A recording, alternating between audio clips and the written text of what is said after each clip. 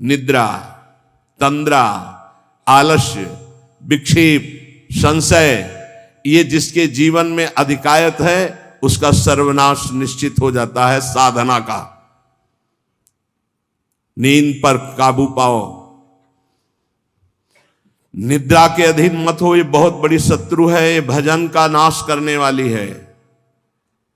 इसको मत ये सोचो कि अभी तो नई अवस्था है, नहीं, इसी अवस्था में इसको काबू पालो, नहीं तो कुछ नहीं होता। जहां देखो, हम देखा है भयो वृद्ध जनों को जिनको कहा जाता है कि अब भजन की अवस्था है, वहां देखा है बैठे बैठे बात करते करते जब देखो तब ऐसे मुंह बगाड़ दिए, लाल टपक रही, जब देखो, देखा हमने।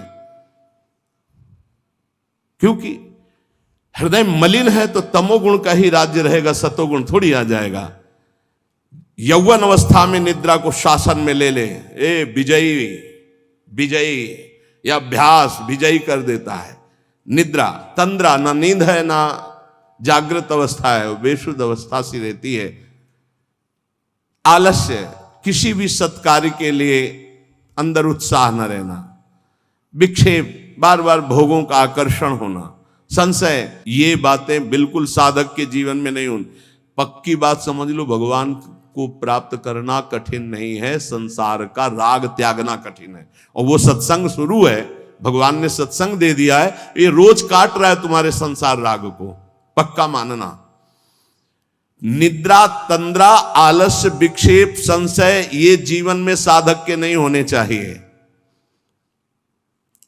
श्रद्धा, भक्ति, नम्रता, उत्साह, धैर्य, थोड़ा भोजन और पवित्र आचरण, पवित्र वस्त्र, पवित्र आसन। कल एक उपासक प्रश्न कर रहे थे कि आसनों का भगवत प्राप्ति में कितना योग है।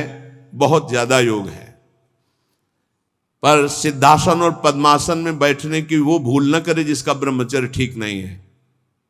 भूल न करे, नहीं शरीर पीड़ा और रोग से ग्रसित हो जाएगा। ये वायु को संशोधित करके, चर्बी को भस्म करके, शरीर को शांत करके और मन को एकाग्र करके, प्राणों को सूक्ष्म करके भगवत प्राप्ति कराने में बहुत ही सहयोगी आसन है पद्मासन और सिद्धासन। लेकिन उसके पहले ब्रह्मचर्य का नियम नहीं, तो इन आसनों पे बैठने की भूल न करे। गृहस्थ सुखासन पर बैठे, पलथी मार करके ऐसे आराम से सुखासन पर अभ्यास करे। 30 मिनट, 40 मिनट, 48 मिनट शांत भाव से मंत्राकार वृत्ति करने का, ये सब सही है। लेकिन 1.5 घंटे, 2 घंटे, 2.5 घंटे, 3 घंटे सिद्धासन और पद्मासन में गृहस्थ धर्म में जो ब्रह्मचर्य का ठीक पालन नहीं करते उन्हें, और विरक्त धर्म में ही इस आसनों का विशेष प्रभाव पड़ता है। तो अगर गृहस्थी में ब्रह्मचर्य का पालन कर रहा है तो बैठ सकता है। योग कोई ऐसी चीज नहीं है कि जो चाहे जैसे चाहे ऐसे मनमानी आचरण नहीं, गुरु के समीप, नहीं तो शरीर रोग से ग्रसित होने की संभावना रहती। प्राणवायु बिगड़ जाए तो कई प्रकार के रोग उत्पन्न हो जाते हैं। उपासक को चाहिए कि आसनों का अवश्य अभ्यास करे। इससे ऊर्ध्वरेता होने में बहुत सहयोग होता है आसनों से, ब्रह्मचर्य का। जैसे आप शांत ऐसे बैठे हैं पद्मासन या सिद्धासन से, अब आपके अंदर वायु बिगड़ेगी, भीषण दर्द शुरू होगा, जांघों में दर्द शुरू होगा, शरीर में विशेष हरकत पैदा होगी, विशेष बिजली दौड़ेगी, एक शक्ति, शांत एकदम, मंत्र में पूरी वृत्ति। अब वो बिजली जो पावर पैदा हो रही, वो आपकी सुषुम्ना नाड़ी को, जो सीधी 90 अंश के कोण में साधन में बैठा जाता है, सीधे मेरुदंड, सीधे ऐसे, यहां से नापा जाए तो सीधे ऐसे 90 अंश का, वो ऐसे नहीं होना चाहिए। जितने मिनट, 1.25 घंटा, 1.5 घंटा, 2 घंटा, सीधे ऐसे। आज्ञा चक्र पर दृष्टि हो आंतरिक या नासाग्र दृष्टि हो, और उसमें बार बार मंत्र लिखा जा रहा हो, चूक नहीं होनी चाहिए। मंत्र की चूक नहीं, बहुत जल्दी लाभ प्राप्त होता है, पर इसके लिए पूर्ण ब्रह्मचर्य की आवश्यकता है। जरा भी चूक नहीं, जैसा कह रहे हैं वैसा। प्राण सूक्ष्म होने लगेंगे, मन एकाग्र होने लगेगा, शरीर शांत होने लगेगा, चंचलता रहित, पर एक बार पसीना पसीना, एक बार भीषण कष्ट प्रतिदिन, जब तक शून्यावस्था नहीं आती शरीर की, तब तक वो साधक को यही पापों को भस्म करता है। यही आसन उसको दिव्यता प्रदान करते। अब इतनी हीट पैदा होती है उसके अंदर, अगर संयम से नहीं है तो व्यभिचारी बन जाएगा। बहुत ध्यान देने योग्य बात, उस समय उसकी कुंडलनी, उसकी सुषुम्ना नाड़ी, उसकी हर नाड़ी एक्टिव होती है उस गर्मी से, आध्यात्मिक शक्ति से। अगर वो व्यभिचार की जरा भी गलती करेगा तो कुंडलनी की अधोगति हो जाएगी, अधोगति नीचे की तरफ हुई, भारी व्यभिचारी बन जाएगा। ये ऊर्ध्वगामी जीव ही सुषुम्ना मार्ग संचारी, सुषुम्ना मार्ग से संचरण हुआ, आजीवन के लिए काम रूपी वेदना से मुक्त हो जाएगा। जे ही ऊर्ध्वरेता ब्रह्मचारी हुआ, संकल्प ही खत्म काम का, नष्ट हो जाएगा। एक ऐसी परमानंदमय स्थिति योगी की, वही सब बिना कुछ किए ये स्वाभाविक हो जाएगा यदि नाम जब श्वास प्रश्वास से किया जाए। ध्यान रखना, एक इतना कठोर और एक इतना सहज, श्वास प्रश्वास पर ध्यान है, हर समय नाम चल रहा है, वो सब बड़े शीतल प्रकृति से जागृत कर देगा। कुंडलनी जागृत हो जाएगी, सुषुम्ना मार्ग संचारी संचरण होने लगेगा। नाम जप में सब सामर्थ्य विराजमान है। ये केवल प्रवचन की बात नहीं कर रहा, अनुभव की बात कह रहा हूं। पूरे शरीर को झकझोर के रख देती जिस समय कुंडलनी जागृत होती यौगिक क्रियाओं के द्वारा, और नाम के द्वारा जब जागृत होती तो पता ही नहीं चलता कब जागृत हो गई। ये ध्यान रखो, वही नाम से ऐसे सहज में जागृत हो जाती कि उसको पता भी नहीं चलता कि हमारे अंदर कुंडलनी जागृत हो गई क्या, सुषुम्ना मार्ग खुल गया है क्या। खूब नाम में प्रीति।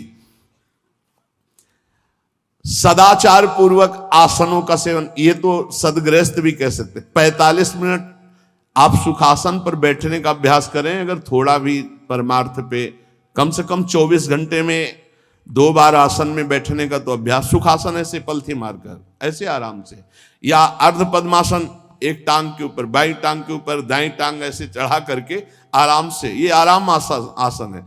जो वयोवृद्ध हैं थोड़ा कुर्सी या सोफा या जैसे भी बैठो, पर ऐसा नहीं कि एक एक मिनट में इधर उधर, थोड़ा सा शांत बैठने की कोशिश करो। जैसे निरंतर विषयी पुरुष विषय चिंतन करता है तो उसे विषय की आसक्ति प्राप्त हो जाती है, ऐसे भक्त जब भगवान नाम चिंतन करता है तो उसे भगवान में आसक्ति प्राप्त हो जाती है। जैसे विषयी पुरुष विषय चिंतन करता है तो विषयों में आसक्ति हो जाती है जिसमें है ही नहीं कुछ,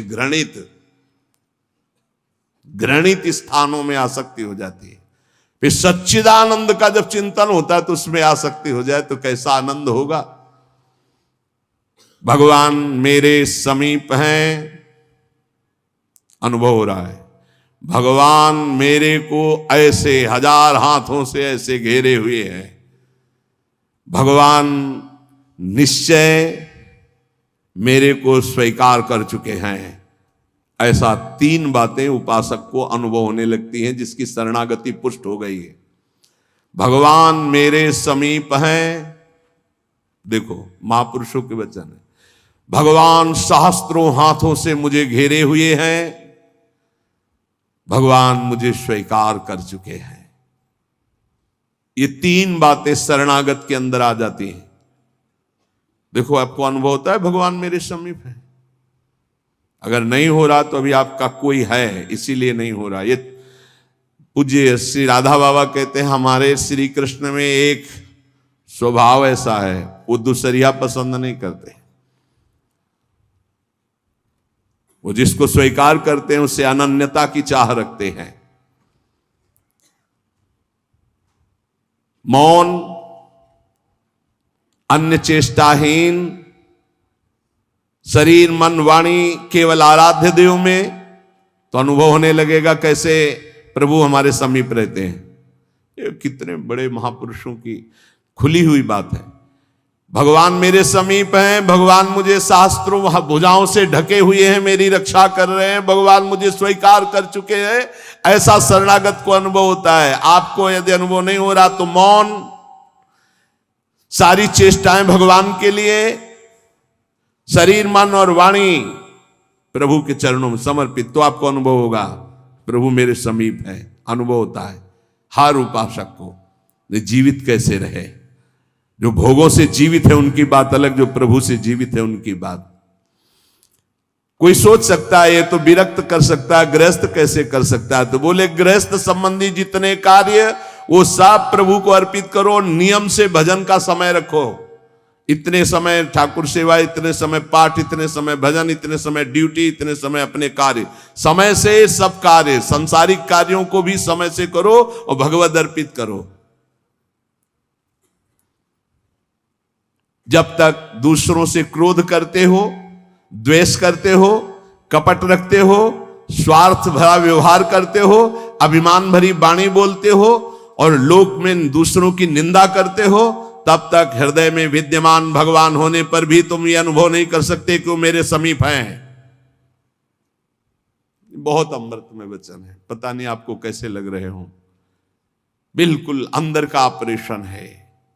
जब तक दूसरों से क्रोध करते हो, द्वेष करते हो, कपट भरा व्यवहार करते हो, स्वार्थ रखते हो, अभिमान भरी बात बोलते हो, दूसरों की निंदा करते हो, तो हृदय में विद्यमान रहने पर भी भगवान का अनुभव नहीं कर सकते कि वो मेरे समीप हैं। ब्रह्मचर्य में जीवन परम पुरुषार्थ में जीवन होता है। ब्रह्मचर्य ही ब्रह्म की प्राप्ति का मुख्य हेतु होता है। ये मुख्य हेतु होता है। मान लो जिसके त्यागने में इतना सुख है, उसको रोकने में कितना सुख होगा। मान लो ये डॉक्टरों की ये बात हमारी समझ में नहीं आती जो ये कहते हैं कि ऐसा करना ठीक है। हमको उन लोगों की बात समझ में नहीं आती जो कहते हैं सर्वनाश का खेल खेलो और तुम स्वस्थ रहोगे। भगवान ऐसों की बुद्धि को बचाएं जो प्रमाण देना चाहिए कि हमारी नई पीढ़ी, हमारी नई समाज कैसे संयम में रहकर ऊपर उठती है। कोई भी घड़े में छेद कर दो भर जाए, ऐसा कैसे हो सकता है? चलनी में गैयादू है, दोष दैव को दे, हरिगुरु कहो न माने। कैसा कलयुग बढ़ गया है कि प्रमाण दिया जाता है सीरियल नौटंकी नाटकों से और डॉक्टरों से। कैसी बुद्धि भ्रष्ट हो गई है उपदेश देने वालों की। धर्म शास्त्रों की अवहेलना करके ऐसे उपदेश देने वालों को नरक की गति प्राप्त होगी, कोई भी हो। क्यों? क्योंकि वो जब ऐसा उपदेश कर रहा है तो स्वयं उसकी ऐसी धारणा है। और व्यभिचारी की गति कभी शुभ नहीं हो सकती। व्यसनी धन शुभ गति व्यभिचारी कभी नहीं हो सकती। शास्त्र मर्यादा का नाश करने वाले ऐसे लोग प्रमाण देते हैं नाटकों, नौटंकी और फिल्मों का कि ऐसा करना उस फिल्म में कहा गया, ऐसा करना उस डॉक्टर क्या है? शरीर संबंधी अंगों का ज्ञान रखने वाला है, ना कि वो परमार्थ विजयी योद्धा है। वो काम, क्रोध, लोभ, मोह, मद इनका ऑपरेशन करना जानता है क्या? इतना चाहे जितना तुम डिग्री ले लो, इस शरीर का तुम ज्ञान रख सकते हो, लेकिन मन का और बुद्धि का और परमात्मा तत्व का ज्ञान प्राप्त करने वाले महापुरुषों की, ब्रह्म ऋषियों की वाणियों का खंडन करने का अधिकार नहीं है। उन्हीं की बात से हमारा परमार्थ शुद्ध होता है। शरीर में जितनी पावर शक्तियां हैं वो सबका अंतिम रूप वीर है। सबका अंतिम रूप, सप्तम धातु का अंतिम रूप बनता है जाकर वीर। और उस पावर का नाश करने वाला कभी स्वस्थ रह सकता है? कैसी बुद्धि है, कैसा उपदेश है। यहां कह रहे हैं कि परमार्थ की शुरुआत ही ब्रह्मचर्य से होती है। इसलिए चाहे गृहस्थ हो चाहे विरक्त, गृहस्थ तो संयम से संतानोत्पत्ति के लिए भगवत प्रणाम करके, भगवत आराधना करके, दिशाओं को नमस्कार करके, तिथि और समय की योग्यता देख करके संतानोत्पत्ति के लिए भगवत पूजा भाव रखकर वो संयोग किया जाता है, सहवास किया जाता है। और भगवान की प्राप्ति के मार्ग में चलने के लिए इसका संचय किया जाता है। ब्रह्मचर्य परम जीवन, परम पुरुषार्थ ब्रह्ममय है। 10,000 वर्ष तक ब्रह्मचर्य रह करके कश्यप जी ने जब संतानोत्पत्ति का संकल्प किया तो विनता जी से भगवान गरुण जी का प्रादुर्भाव हुआ।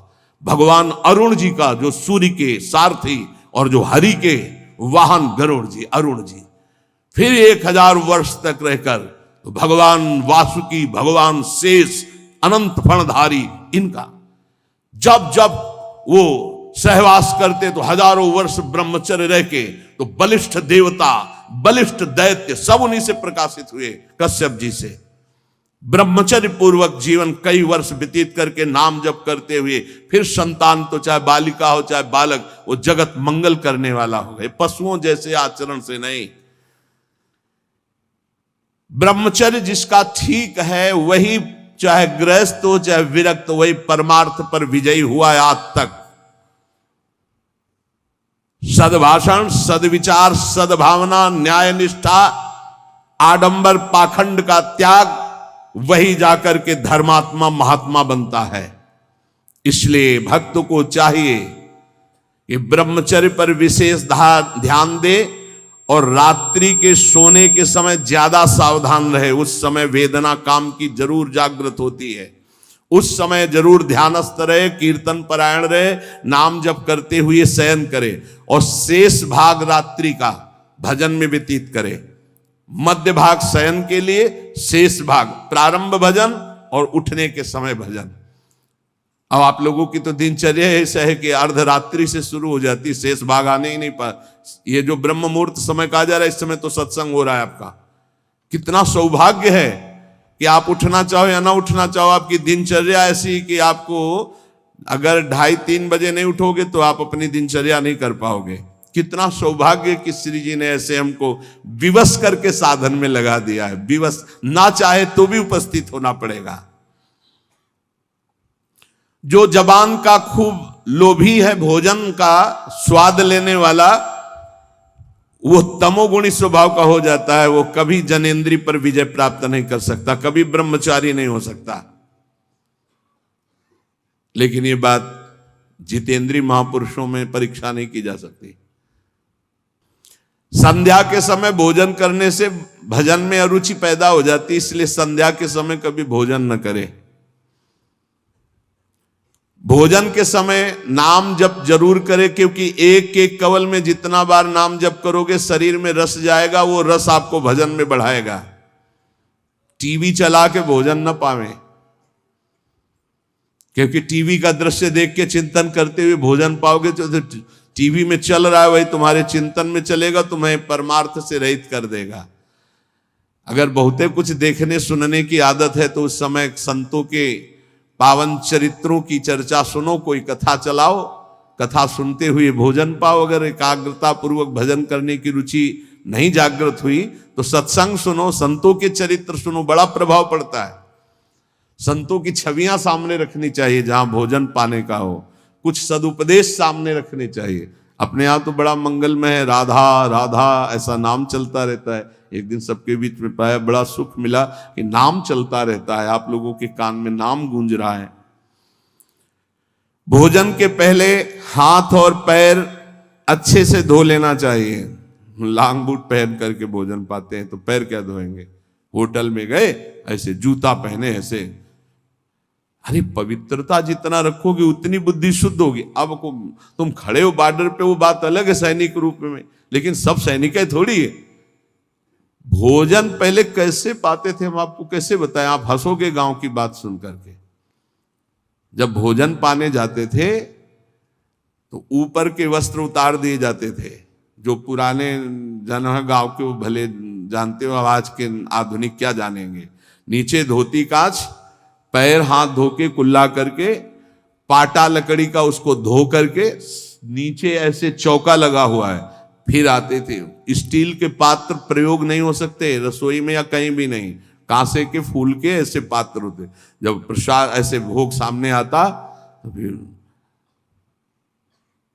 थोड़ा सा अंगार रख करके 5 कवल वहां स्वाहा स्वाहा, और फिर उसको तब जाकर, ये किसान की बात कह रहे हैं, घर गृहस्थी की बात करें, कोई साधु महात्मा की बात नहीं करे, घर गृहस्थी की। उस समय कोई बोल नहीं सकता, कोई छू नहीं सकता। ऐसे पवित्र, तब विचार पवित्र होते, तब उनके चिंतन में सत्य धर्म ऐसे आचरण है। पशुता का कौन बना रहा है, कैसा बना रहा है, कोई मतलब नहीं, खाए जा रहे हैं बस, चर्बी बढ़ी जा रही है, पेट जो है झुकने लायक नहीं रह गया है। 4 सीढ़ी चढ़े तो ऐसे नए नए बच्चे होश में। ये ज्यादा मोटापा जो चर्बी का है, ये बाहरी होटलों वाले भोजन में सब नहीं। हर साधक को 2-4 किलोमीटर दौड़ लगानी चाहिए। 40 मिनट व्यायाम करना चाहिए। व्यायाम जरूरी, शरीर को थकाना ब्रह्मचर्य के लिए आवश्यक है।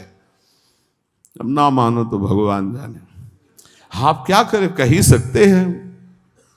रसास्वादन के लोभ से जो भोजन किया जाता है वह ब्रह्मचर्य में बड़ा हानिकारक होता है। इंद्रियां वश में नहीं होती, तमोगुण बढ़ जाता है। संध्या के समय भोजन नहीं करना चाहिए, भोजन के समय भाषण नहीं करना चाहिए। हाथ पैर धो करके पवित्र भाव से उत्तर या पूर्व की तरफ मुख करके नाम जप करते हुए भोजन प्रसाद पाना चाहिए। उत्तर या पूर्व की तरफ मुख करके जो भोजन पाते समय आप चिंतन करोगे उसका 24 घंटे प्रभाव रहेगा, इसलिए नाम जप जरूर करें। कुचिंता, कुप्रवृत्ति, कुसंग ये भोजन से बढ़ जाते हैं। भोजन के समय किसी द्वेषी पुरुष का चिंतन करके जलते हुए पा रहे हो, पूरा 24 घंटे विक्षेप पैदा करेगा। इसीलिए कहा भक्तों के चरित्र जरूर, या कोई सत्संग या भगवान नाम कीर्तन या ऐसे कोई भगवत भक्तों की अंदर से चिंतन वृत्ति रखते हुए भोजन के समय बहुत सावधान। भोजन 24 घंटे के लिए रक्त बनाने वाला पदार्थ जा रहा है, उस समय बहुत बढ़िया चिंतन करते हुए पाना चाहिए। जो एक दूसरे से हंसी मजाक करते हैं, जो सीरियल तमाशा नौटंकी के ऐसे देखते हैं, जो छल भरी बात करते हैं, जो दूसरों के साथ गंदे व्यवहार करते हैं, ऐसे लोगों से भक्ति करने वालों को बचना चाहिए। दूसरों की चर्चा करना भक्ति मार्ग में बहुत ही हानिकारक है, पर चर्चा किसी की नहीं होनी चाहिए, नहीं तो निंदा जरूर हो जाती है। जो हर समय नाम जप करते हैं उनके शरीर में परमाणु नामाकार पैदा होने लगते हैं शरीर से। ऐसे जनों के साथ बैठना, संभाषण करना, उनके साथ भोजन पाना या उनकी चरण रज या उनका उच्छिष्ट या उनका कुछ दिया हुआ पदार्थ मिले तो नाम जप में बड़ी रुचि बढ़ती है। जो शांत रहता है, वाद विवाद नहीं करता है, भगवत चिंतन परायण है, उसे ही शांताकार पुरुष कहते हैं। शांताकार, शांत रस। वहीं से जो तीर्थों में भ्रमण करता है उसकी चित्त वृत्ति बहुत जल्दी शुद्ध होती है, पर कुभावना और पाप आचरण का त्याग करके तीर्थ भ्रमण। ये बात तुम्हारे मन में कभी नहीं आनी चाहिए कि मैं दुर्बल हूं, मैं गृहस्थ हूं, ये नहीं आनी चाहिए। जब कोई कहता मैं गृहस्थ हूं तो उसी समय कहते ये बोलो मैं भगवान का हूं पर गृहस्थी धर्म से युक्त हूं। ये बोलो, आधी बात क्यों बोलते हो? तुम गृहस्थ हो, आधी बात है। पूरी बात है तुम श्री भगवान के हो पर तुम्हारा गृहस्थ धर्म है। जैसे हम प्रियाजू के हैं पर हमारा विरक्त धर्म है। आप प्रियाजू के हो, आपका गृहस्थ धर्म है। दोनों अपने अपने धर्म का पालन करके प्रियाजू को प्राप्त होंगे। मैं बहुत नीच हूं, दुर्बल हूं, अपवित्र हूं, ये सब बातें केवल बोलने की बात है। अंदर से बात रहती मैं प्रियाजू को हूं, जैसा भी हूं प्रियाजू का हूं। ज्यादा इनका प्रभाव न पड़ने पावे अंदर, नहीं तो फिर निरुत्साहित हो जाओगे। नहीं, जैसा भी हूं प्रियाजू का हो। ये मन की दुर्बलता भजन से हटती है, धैर्य एवं उत्साह बढ़ने लगता है जिसका नाम जब चलता है। भक्त वही जो केवल गुरुदेव वाक्य और भगवत वाक्य पर विश्वास रखता है, अन्य नहीं। गुरुदेव के वचन और भगवान के वचन बस। ये काम क्रोध की तरंगे मन में उठती हैं, चिंता मत करो, नाम जप करो, गुरुदेव के वाक्य पर विश्वास रखो, शांत हो जाएंगी। देखो तुम्हें मैं बड़े अनुभव की बात बताता हूं। मैंने अपने प्रभु के नाम से जो प्राप्त किया वो हमको और किसी साधन से नहीं मिला। मैं इस समय मस्त हो रहा हूं। महात्मा श्री हरनाथ ठाकुर जी नाम के बहुत बड़े संत हुए। मैं तुम्हें अपने जीवन के अनुभव की बात बताता हूं। मैं इस समय बहुत मस्त हो रहा हूं नाम जप के द्वारा।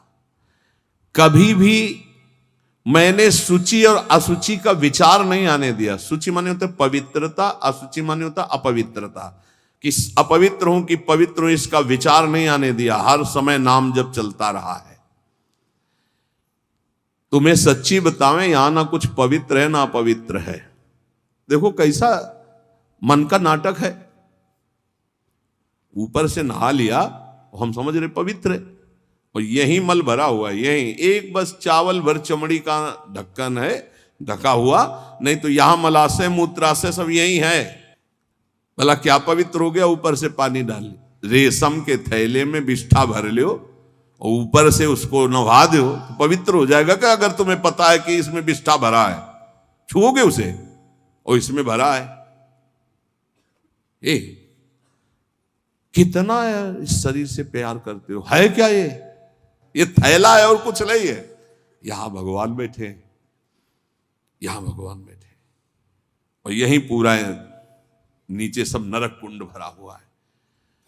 भगवान से हमारा कोई संबंध है जिनकी हम खोज कर रहे हैं, कभी स्त्री में, कभी पुत्र में, कभी परिवार में, कभी मित्र में, हम उन्हीं की खोज कर उसी प्यारे से प्यार करना चाहते, पर समझ नहीं पाते इन शरीरों की आड़ में वो बैठा है, शरीरों से प्यार कर बैठते हैं, और वो जो बैठा है उससे कोई मतलब नहीं रह जाता, इसलिए हर बार खाली हाथ हो जाते हैं। इस बार गुरु कृपा से पता चला कि शरीरों से नहीं, शरीरों के अंदर बैठे हुए परमात्मा से प्यार करना है। देखो बहुत बड़े महापुरुष के अनुभव हैं। सर्वदा मैंने अपने इष्ट का नाम जप किया है, उससे मैं मस्त हो गया हूं।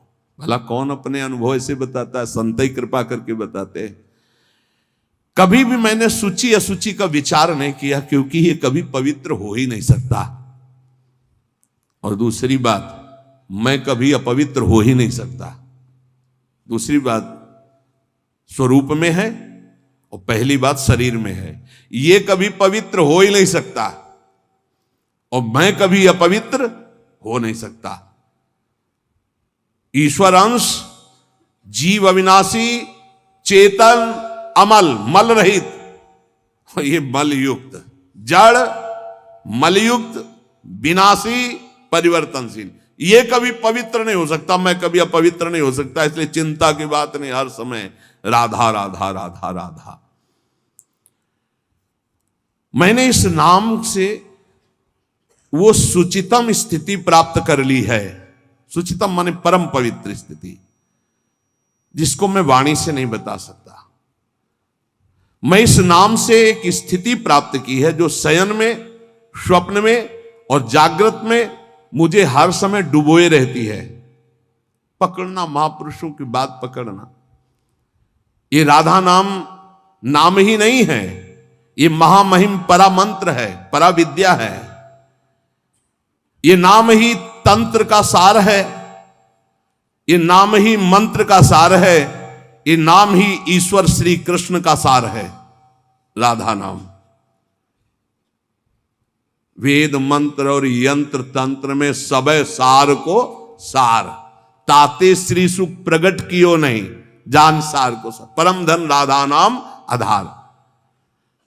इस राधा नाम से बढ़कर के और कुछ भी नहीं है। श्री कृष्ण भी इसी नाम का जप करते हैं, और श्री कृष्ण ही इनको गुरु मानते हैं। किनको? जिनका नाम राधा है। पी को नाचन सिखवत प्यारी। कई ऐसी स्वामी हरिदास जी महाराज ने पद लिखे, कई ऐसे महापुरुष। 16 चौको 64, 4 गुना परम प्रवीण प्यारी जो लालजू से। 16 कला श्री लालजू, तो 64 कला परम प्रवीण श्री प्यारी जू।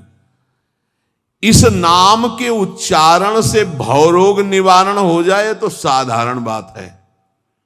दैहिक व्याधियों की तो पूछना ही क्या है। कोई भी चिंता तुम्हारा स्पर्श नहीं कर सकती, कोई भी बाधा स्पर्श नहीं कर सकती जिसकी जिह्वा पे राधा नाम है।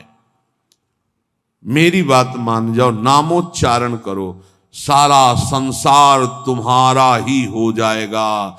तुम देखोगे सारा संसार तुम्हें प्यार करेगा। तुम चिदानंद रस में मगन रहोगे, निरानंद की छाया भी नहीं छू सकती तुम्हें।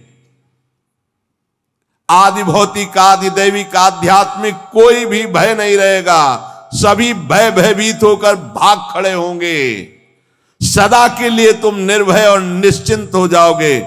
इसलिए मेरी बात मान लो, नाम लो। नाम जीव का एकमात्र कर्तव्य, उद्देश्य नाम। नाम भूल जाने पर इंद्र का इंद्रत्व भी नरक के समान लगने लगेगा यदि नाम जप करोगे तो। क्या है इंद्र के इंद्रत्व में? एक भारी स्वप्न है, अच्छा बस, जगो तो कुछ नहीं। देखो, नाम भूलने से माया के दास बन जाओगे और नाम चलने पर जीवन मुक्त हो जाओगे।